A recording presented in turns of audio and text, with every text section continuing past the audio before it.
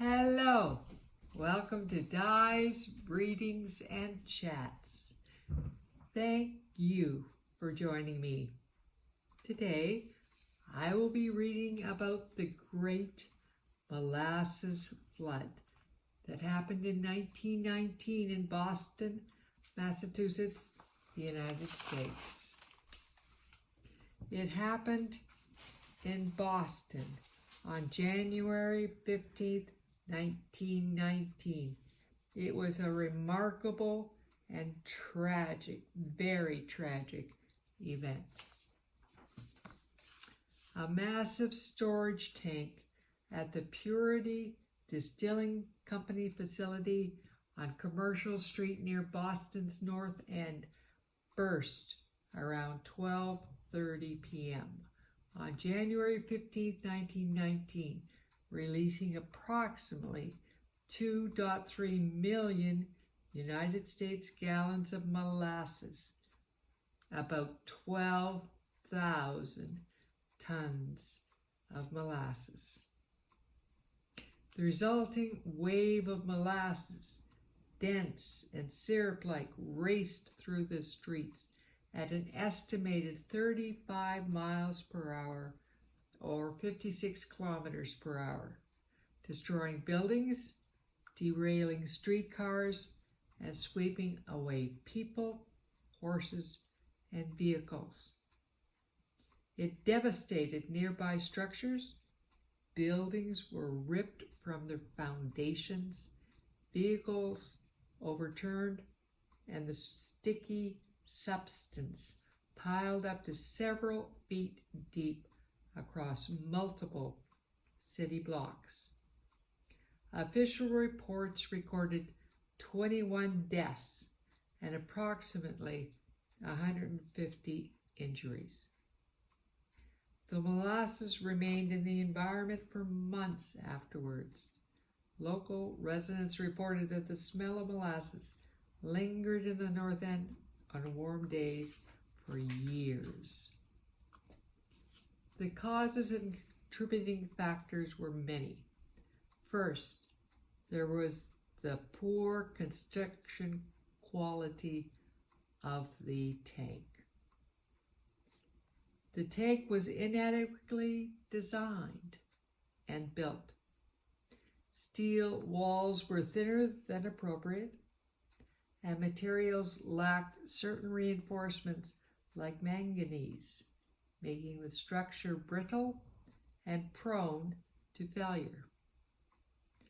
The second contributing factor was that the warnings were ignored. The tank leaked. It leaked from early on. It was even painted brown to camouflage these molasses leaks.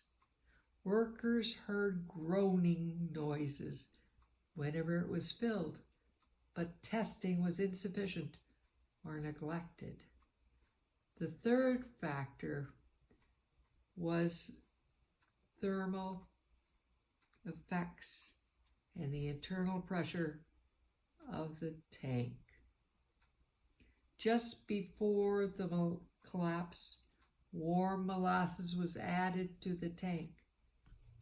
This may have caused thermal expansion and fermentation, raising internal pressure and triggering failure, particularly from a fatigue crack in the tank's manhole near the base of the tank. The fourth factor was fluid dynamics. Molasses is a non-Newtonian fluid, meaning its viscosity changes under pressure. Under the force of the collapse, it initially behaved like a fast-moving liquid and then rapidly thickened in the cold, trapping victims in its dense mass. Around 119 residents filed a class action lawsuit against the United States Industrial Alcohol Company. which had acquired Purity Distilling.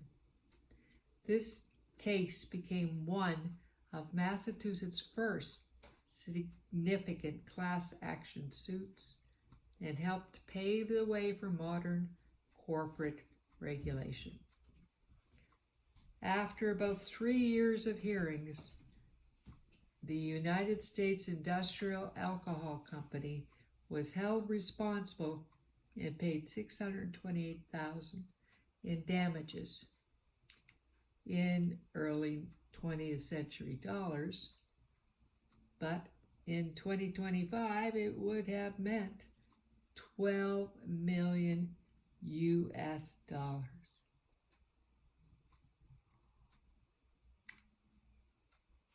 The site of the tank later became Langone Park, featuring a baseball field, bocce courts, and a playground.